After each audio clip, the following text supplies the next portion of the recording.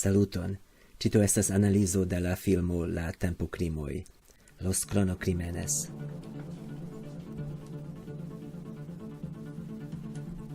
La filmo havas esperantan subtekston.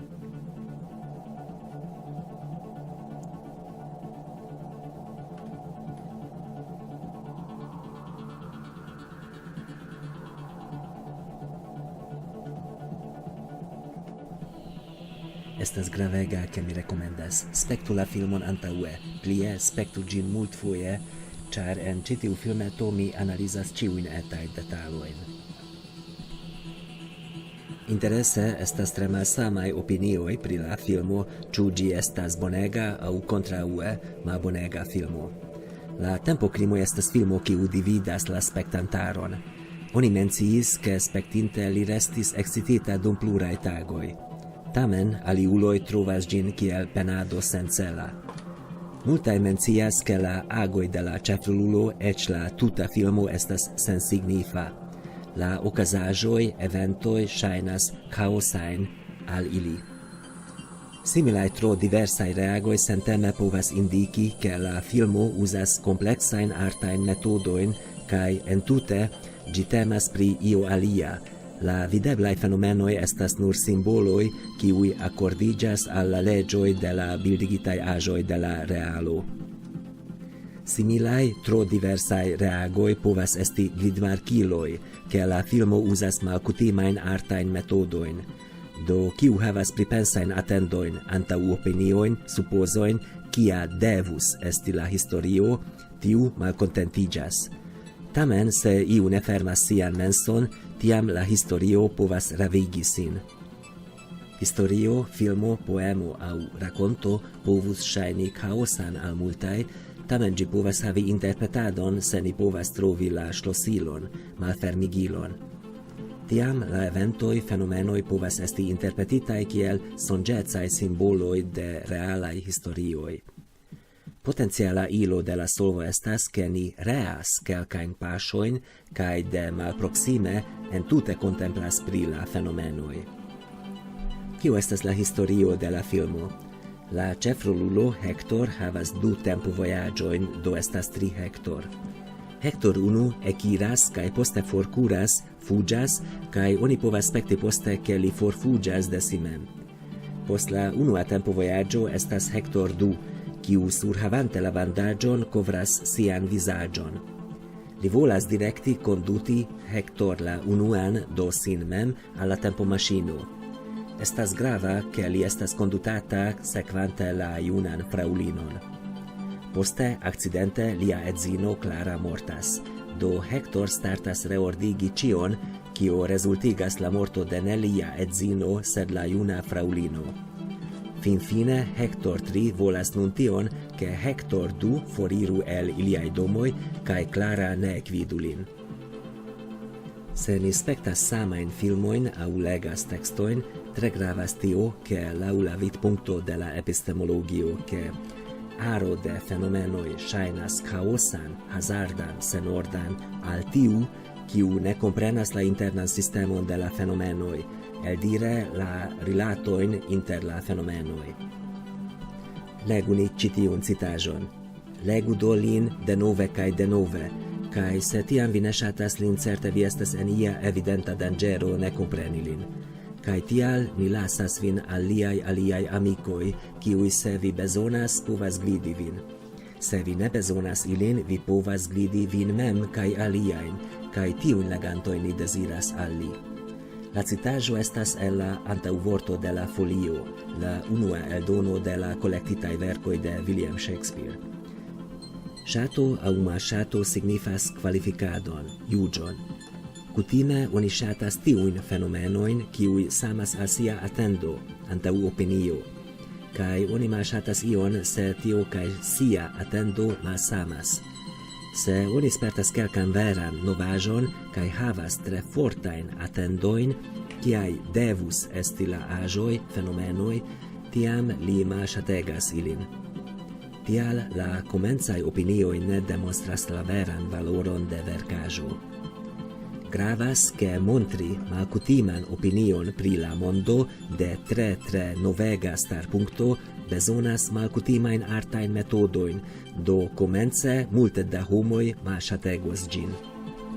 La historio de la filmo La tempokrimoj povas ŝajni kaosan. Nun mi volas montri nur tion, ke povas esti interpreto de la fenomenoj de la filmo, kiu povas klarigi ĉiujn detalojn. Tio estas la matematika metodo de la provo de ekzistado.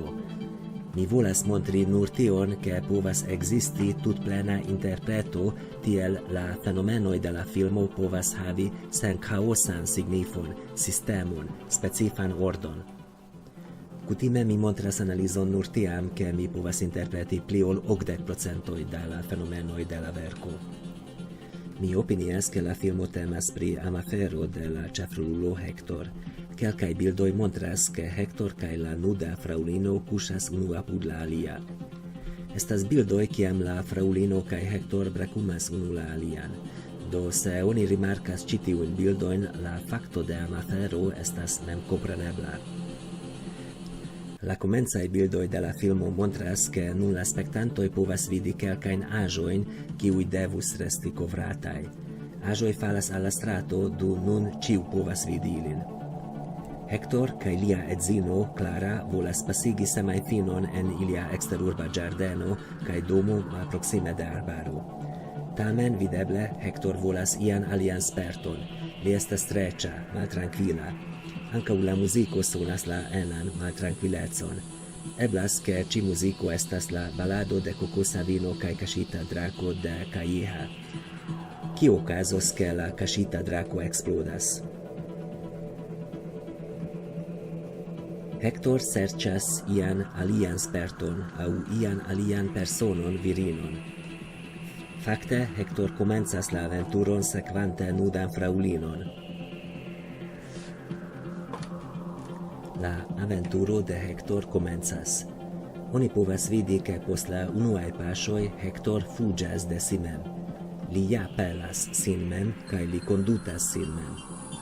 Li serĉas eksciton. Mi volas montri, ke la stranga historio de la filmo estas bildoj de amafero. Mem la amafero estas montrita en la dua parto de la unua tempovojaĝo. Okazis akcidento. Hector kaj la junulino renkontis. Do la pordego de eblecoj malfermiĝis. Bildoj montras, ke la afero temis pliparte pri seksumado.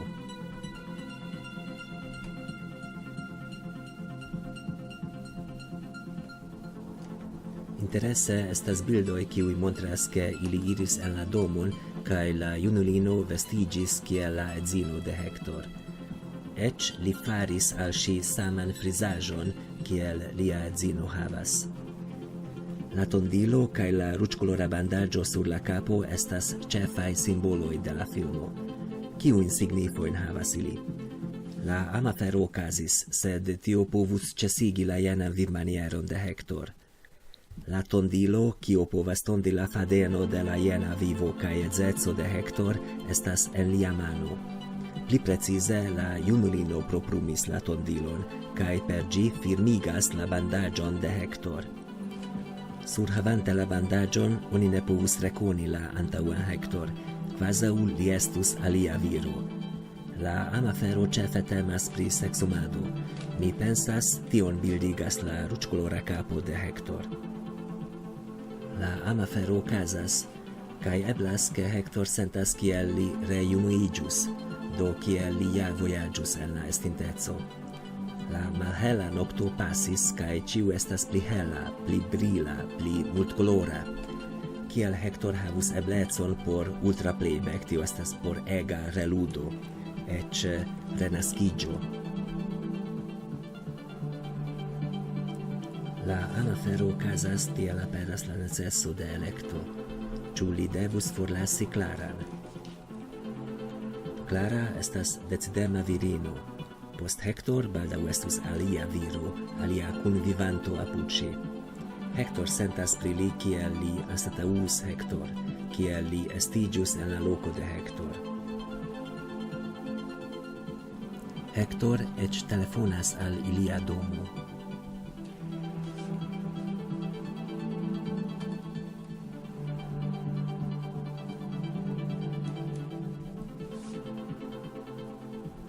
La ručkolora capo bildigas Hector, kiu havas la amaferon.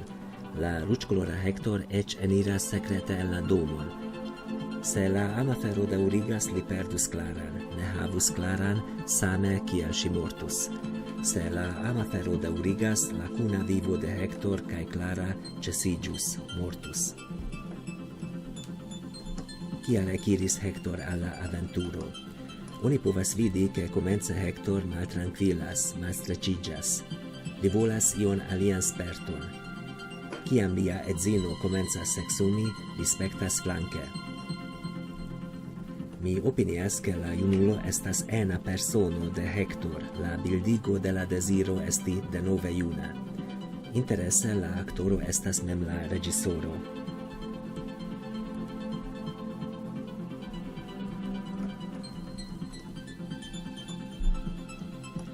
Junulo gvidas Hector al la tempomaŝino. La maljuna Hector havas nur malmultan tempon de vivo antaŭ la lumo de lia vivo ĉesiĝas.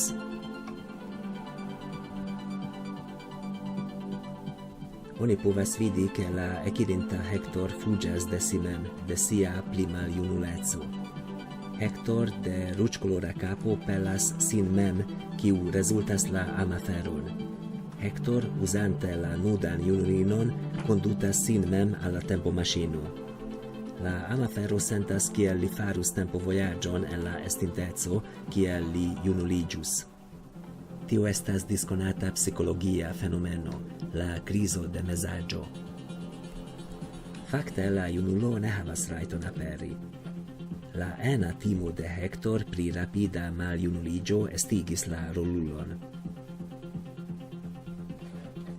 Hector sentas tiel, ke la fino de lia vivo rapide proksimiĝas, kaj verŝajne li ne povos havi aliajn eblecojn ŝanĝi sian vivon. Tio ankaŭ estas la timo pri la estonteco.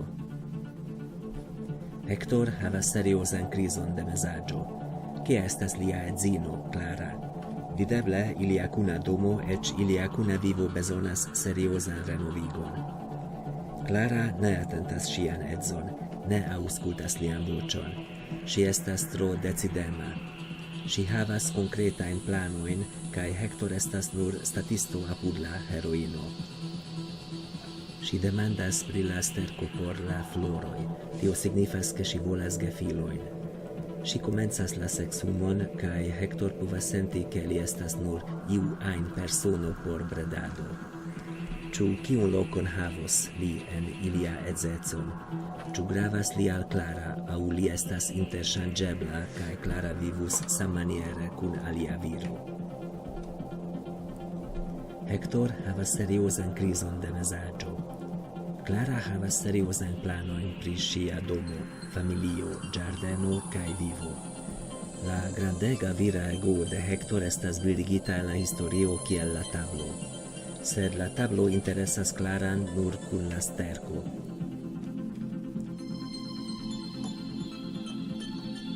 Hector sentas, ke Clara volas konstrui lian personecon laŭ la bezonoj de ŝiaj planoj.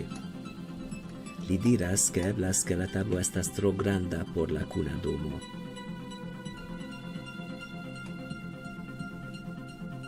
Finfine, post la amafero, li ekvidas la tablon en la ĉambro de la domo. Li opiniis, ke la tablo estas tro larĝa. Kontraŭe, ĝi povas havi lokon en la kuna domo. Kion bildigas la tempomaŝino? Ĝi estas ronda kaj Hector volas eniĝi, fuĝante de si mem. Mi opinias, ke la tempomaŝino de Hector estas la virina reproduktiĝa organo, la vulvo. Li volas kaŝiĝi en ĝi, fuĝante de si mem kaj de la proksimiĝanta maljunuleco. En la maŝino estas stranga, diafana, laktoblanka likvo. Tio estas spermo. Verŝajne Hector pensas, ke lia personeco ne gravas al Clara, kiu havas tre konkretajn planojn. La amafero okazis. Hector povus havi alian vivon, sed tio signifus, ke ilia edzeco ĉesiĝos. La decidema Clara rapide trovus alian viron por siai vivplanoi. Hector perdus lian heimon. La amafero, kiel tondilo, povus tondi la fadeno de la jena vivo kaj edzeco de Hector. Pli precize, la junulino proprumis la tondilon, kaj per ĝi firmigas la senkoneblan vizaĝon de Hector. Se la amafero daŭrigas, la kuna vivo de Hector kaj Clara ĉesiĝus, mortus. Hector volas reordigi ĉion laŭ la antaŭa stato, la stato antaŭ lia amafero. Do ekiĝas la dua tempovojaĝo. Ĉu li sukcesos? Li esperas, ke li nun ankoraŭ havas la ŝlosilon al la vivo kun Clara. Povas esti, ke li povus klarigi ĉion al Clara. Povas esti, ke ambaŭ ili povus forgesi la aferon. La pordego estas fermata, do nun estas la lasta ŝanco. Lia ena personeco mokas la lacan Hector kaj timas por tio, ke Hector volas ĉesigi lin. Clara volas gefilojn, do Hector bezonas forton, reiĝi la situacion. Li vere bezonas forton, se tie estus 2 baterioj, ĉiu komprenas el kio venas la necesa forto. Hector deprenas la ruĝkoloran bandaĝon. Nun li estas la antaŭa persono, kiu nur volas hejmeniri. Li decidas ĉesigi la komunikadon kun la junulo kaj tiam li ja trovas la baterion. Li enas denove en la maŝinon. Li jam ne deziras la sentojn de junuleco, li laciĝis. Li jam ne ekscitas seksumado, li nur volas hejmeniri. Ekpluvas. Unue li pensas, ke la hejmeniro kaj reordigo estos facila, sed li bezonas havi egan forton, do li bezonas potencon pli multe da ĉevalpovo. La ruĝkoloran aŭto bildigas tion, ke Hector devas fortigi lian intereson seksumi kun Clara. Nun fakte estas la lasta momento, ĉar la pordego de eblecoj de reordigi ĉion estas fermiĝanta. Unue li puŝas la aŭton de Hector dum montre, ke li finigas lian ruĝkoloran aventuran periodon, la serĉadon por amafero. Antaŭe li volas ĉesigi la komunikadon kun la junulo, lia ena personeco. Nun li povas diri kelkajn vortojn, resumon de la okazojn de pli alta starpunkto. Li bedaŭras la okazojn kaj timas, ke ĉiuj ekscios la amaferon. Li ne sukcesis, li ne povis ŝanĝi lian vivmanieron, li ne povis fari aferon bazita sur intensa seksumado, kiel li estus junulo. Tion signifas la bildo de la rompita ruĝkolora aŭto de potenco de multe da horsepovo. Li sentis sin lace kaj maljunege kaj nur volas komfortan hejmon. Li volus frapadi ĉi tiun enan maltrankvilan personecon. Li tondas la amaferon kaj tiu rezultas la senton, kiel lia amantino ĉesiĝus esti, kiel ŝi mortus. La aŭto kun Hector du havanta amaferon foras la domon. Li demandas Clara, ke ŝi vidu aliflanke kaj ŝi faru nenion impulse. Hector estas la nomo de heroo de Homero, kiu aperis en Iliado, la historio de Troja milito.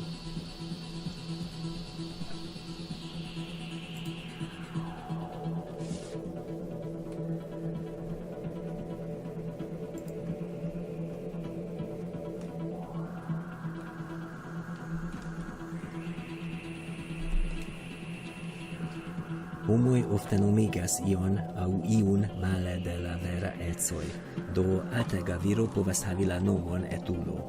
Same la verkoj ofte nomigas rolulon per nomo, kiu ja estas kontraŭ la faktaj ecoj.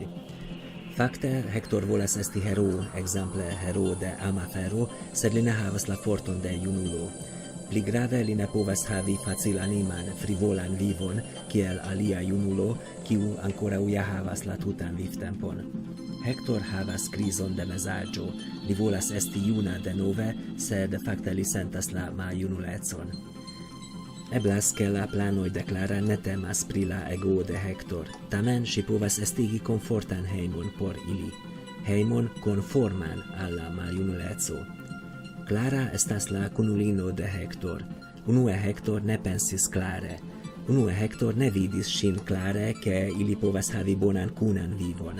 Sed finfine la opinioj de Hector ja estas klara pri tio. La canto Picture This, imagu ĉi tion, de Blondi multfoje aperas en la filmo. La komenco estas mi nur volas la vidon de vi. Unue Hector volas havi la vidon de alia virino. Finfine li ja volas havi nur la vidon de Clara. Ĉu la historio de la filmo estas sciencfikcia? Ĉu la filmo temas pri la tempovojaĝo, la universalaj leĝoj de la tempo, multuniversoj aŭ paralelaj universoj pri la leĝoj de kaŭzeco? Mi opinias ke la filmo temas pri serioza demando pri la universala leĝo de la homa vivtempo. Oni devas akcepti sian aĝon kaj laŭ ĝi, laŭ la realaj eblecoj devas oni plani kaj agi. Vespere ili aŭdas kelkajn tondrojn. Tio bildigas la intencojn de Hector ŝanĝiĝi lian vivon, havi pli intensan, pli interesan vivon. Sed la tondroj okazis ŝtormon, turmentan, netolerebla, malkomfortan turbuladon. La ega reludado de Hector unue temis pri la deziro de rejunuliĝo, sed poste pri la deziro de hejmeniro. Hector volis esti alia homo, konduti kiel junulo. Finfine li ekkomprenas, ke li jam ne estas juna, do li forlasas la ruĝkoloran pensadon pri la intensa seksumado. Post la tondro kaj ŝtormo ekpluvas. Ĉi tie la pluvo signifas la maljunulecon.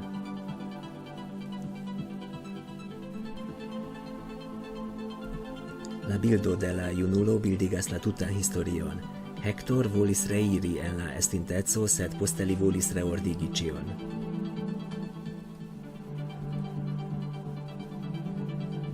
Li ne povas havi du vivojn, li devas elekti inter Clara kaj la junulino. La kato de Schrödinger montras ĉi tion. La historio temas pri la demando, ke kiu da liaj rilatoj ĉesiĝos, mortos, ĉu kun lia edzino aŭ ĉu kun lia koramikino. Finfine li nur volas esti kun lia edzino en la pli malheliĝinta nokto, tio estas la fino de lia vivo. Li forĵetas la tondilon. Do la aŭto de la ebleco ŝanĝi lian vivon foriras. Tamen ili ankoraŭ havas kelka tempo antaŭ la pluvo. Ho, eble vi ne kredos ĉi tion, ĉi tie nun ĵus tondris la ĉielo.